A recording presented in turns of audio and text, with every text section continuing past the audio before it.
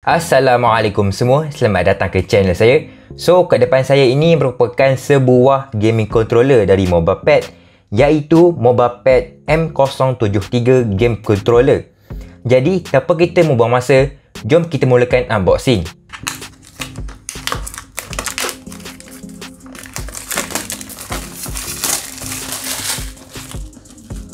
Jadi bila korang beli gaming controller ni, korang akan dapat kotak bungkusan dengan rupa yang macam ni lah, berwarna hitam dan juga ada dia punya gambar lah. Ok, so untuk kotak dia ni memang kelihatan sangat premium lah. Dia akan berwarna hitam. Saya tak sure lah, saya beli ni warna hitam. Kalau warna putih, mungkin kotak dia warna putih lah kot rasanya. So kat belakang dia ni adalah dia bagi tahu dia punya tu. So nanti pandai lah, nanti kita translate. Ok, so dengan logo Mobapad. Alright, so kat sini bagi tahulah dia punya ni adalah untuk for Nintendo Switch, PC, iOS ataupun Android lah. So maksudnya dia boleh main, boleh digunakan untuk pelbagai platform, sama ada platform PC ataupun untuk mobile gaming lah. Alright, so bila kita tarik dia punya kotak tu, sini juga adalah logo Mobapad. So kita buka.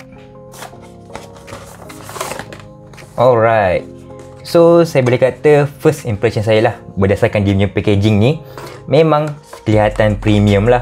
So ini nanti kita akan translate lah. Ok, nanti saya akan translate. Ok, so alright, so dekat belakang dia punya tu ada kabel lah, USB Type A to Type C, receiver 2.4 GHz 2.4 GHz. Dan ini dia, ini adalah watak utama lah untuk video ini, iaitu game controller Mobapad. Actually pada bahagian belakang kotak dia ni, dia adalah bagi tahu beberapa butang yang menjadi selling point kepada gaming controller ini. Antara butang-butangnya adalah butang ni lah. Ini adalah butang untuk kita ambil a quick screenshot. Kemudian ini adalah butang untuk adjust vibration, butang untuk burst adjustment. So saya tak sure lah apa itu burst adjustment, sebab lagipun kalau tengok kepada bentuk dia ni pun adalah logo icon seakan-akan peluru. So ini adalah button macro programming berdasarkan apa yang saya baca. Kemudian ini adalah button untuk Bluetooth pairing.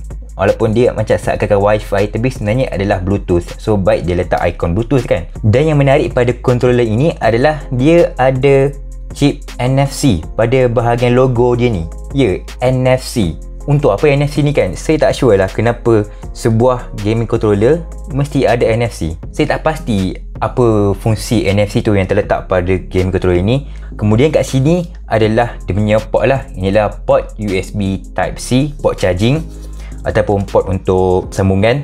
So, first impression saya terhadap gaming controller ini, saya boleh kata dia memang rasa premium dengan harga dia yang 149 macam tu saya beli. Dan bila saya tengok dalam gambar, sebelum saya belilah, saya tengok dalam gambar, saya expect yang controller ni ringan. Bila saya keluarkan daripada kotak controller ni, saya boleh kata memang rasa penuh lah dekat dia punya dalam. Rasa berat tu, memang ada rasa berat. Dan untuk dia punya design bagi controller ni, saya boleh kata design dia ni untuk tangan saya, dia agak compact lah sebenarnya controller ni.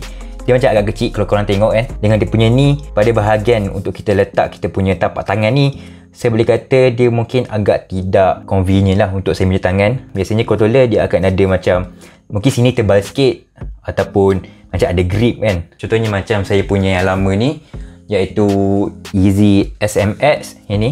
Kita nampak ni, so nampak dia punya tu. So nampak gemuk kan dia punya bahagian untuk kita letak kita punya tapak tangan ni kan. Dan juga adalah dia punya finishing yang seakan-akan untuk grip. Tapi yang ni dia kurus je. So nampak tu, dia kurus je.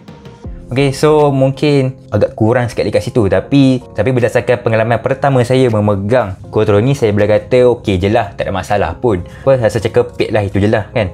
Nampak tu, rasa kepit kan. Saya rasa macam ada sebab lah kenapa dia buat kurus macam ni. Lagipun ini tak ada grip punya feeling. So bila kita pegang tu, tak ada rasa nak jatuh ke apa kan. So ok lah, tak ada masalah pun. Bukannya satu isu pun. Design dia pada bahagian ni, dapat warna dia punya finishing warna dia memang sangat cantik lah. Dengan gabungan warna hitam dan merah. So memang nampak premium dan handsome. Situ. Secara keseluruhan untuk dia punya luaran dia ni still boleh bagi 10/10 lah. Memang kelihatan sangat premium dengan harga dia 100.5. Dia punya design dia ni memang seakan-akan seperti sebuah controller untuk Nintendo Switch lah. Okay, dengan dia punya kecilnya, compact dia dengan dia punya kurus ni, memang nampak macam ini adalah controller untuk Nintendo Switch. Saya akan try bermain dengan dia punya button ni.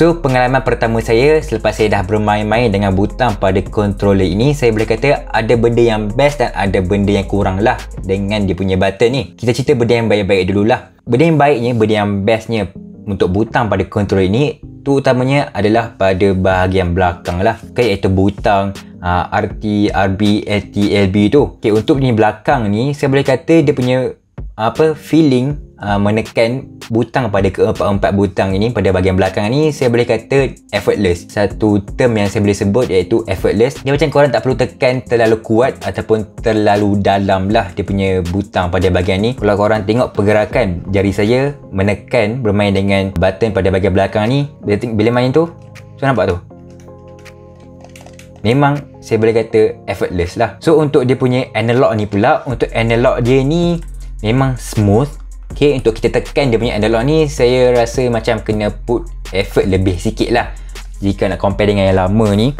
Okay, yang lama ni berbanding dengan yang ni, rasa macam ini macam kena tekan kuat sikit lah daripada yang lama tu, daripada yang Easy SMS.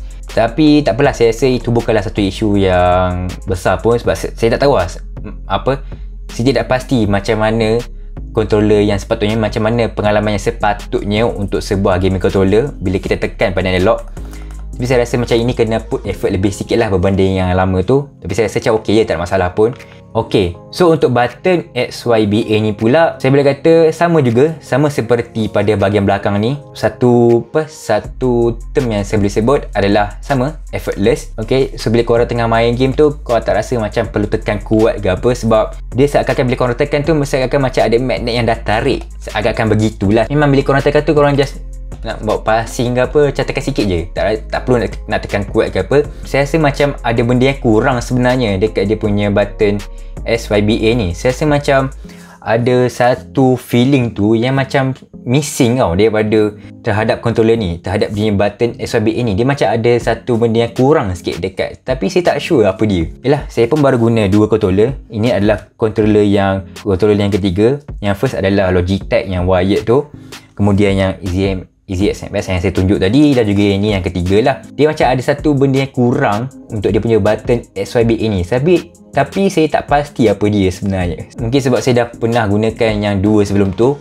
so bila saya gunakan yang ni, dia macam ada benda yang saya tak boleh nak describe apa dia, tapi ada rasa macam kekurangan lah bila tekan ni. Tapi still, untuk overall, untuk punya button ni saya boleh kata effortless lah. Saya guna pun untuk main FIFA je, so saya rasa memang ok je lah, tak ada masalah pun. So untuk button ni pun tak adalah clicky sangat. Bila dengar punya bunyi ni, dia macam agak ke dalam sikit, dia macam agak tenggelam dia punya bunyi tu, dia punya clicking sound tu. So tak tahu, ikut kepada preference masing-masing lah. Mungkin ada yang suka clicking yang memang macam klek yang kuat, ada suka macam biasa je, ada yang tengok. So itu subjektif kan. Secara keseluruhan untuk pengalaman button pada controller ni, mungkin saya boleh bagi 9/10 lah, sebabkan dia punya analog ni saya rasa macam kena put effort lebih sikit untuk tekan pada analog ni. Saya tak sure lah sama ada memang macam tu ke apa kan, standard dia kan. Panjang saya gunakan, dan ni yang ketiga ni, yang lagi dua tu saya rasa macam saya tak perlu put effort pun untuk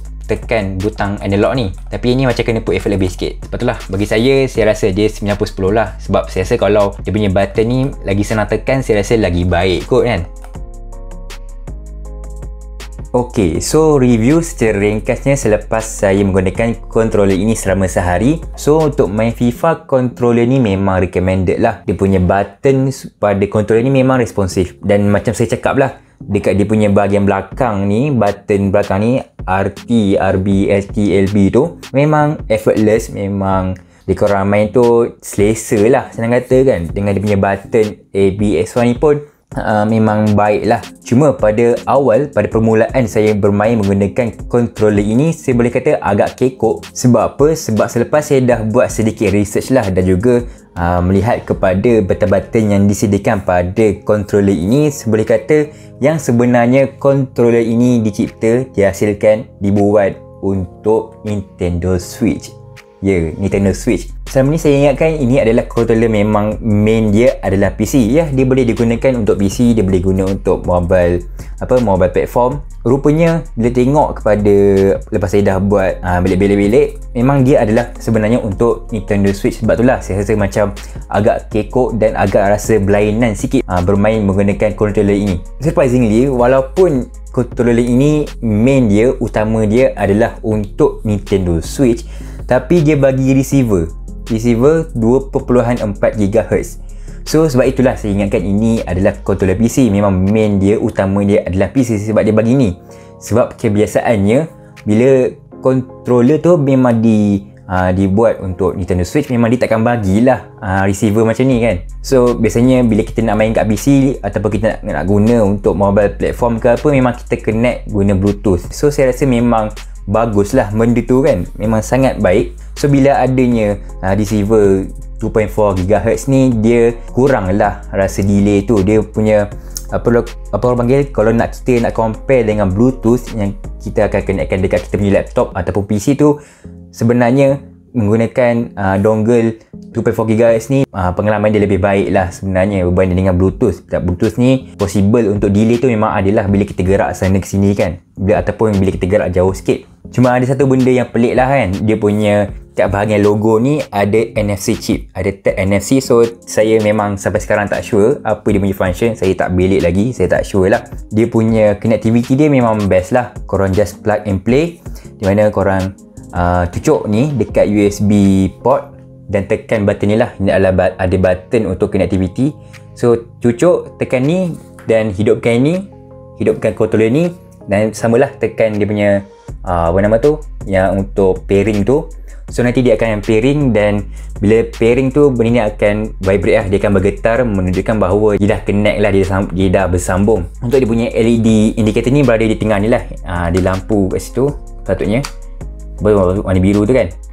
So kalau charging dia keluar warna merah lah, charging keluar warna merah.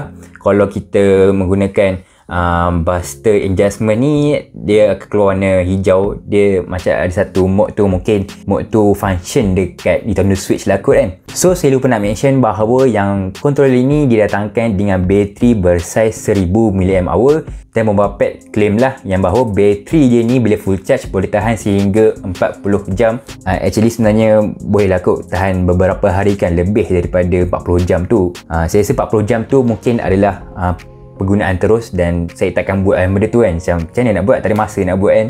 So cara untuk connectkan dekat mobile platform ataupun Nintendo Switch tu saya tak pasti macam mana lah. Mungkin korang boleh tengok video lain, ada YouTuber lain yang buat benda tu lah. Saya boleh kata secara keseluruhan yang saya boleh bagi controller ini adalah 10/10. Setakat inilah 10/10 selepas sehari menggunakan controller ini. Walaupun saya kata pada awalnya agak kekok, ialah sebab dia memang bukan untuk PC punya platform. So bila feeling main ni, dia punya tekan button semua tu memang rasa macam bermain di Nintendo Switch lah. Tapi bila dah lama sikit tu agak selesa lah kan. So bila dah main lama-lama tu saya dah biasa. So saya rasa untuk main FIFA saya boleh kata yang bahawa controller ini memang recommended. So itu sahaja. Saya minta maaf jika terdapat kekurangan pada video ini, sebab lagipun saya bukanlah seorang hardcore gamer. Jadi untuk saya recommendkan controller ni sebagai seorang hardcore gamer yang main game shooting semua tu, saya tak boleh nak bagilah, saya tak boleh nak deliver benda tu kan. Memang saya guna controller ni untuk main game FIFA lah. Sekali lagi saya cakap, untuk main FIFA gunakan controller ini memang digalakkan lah, recommended dengan harga dia yang 149.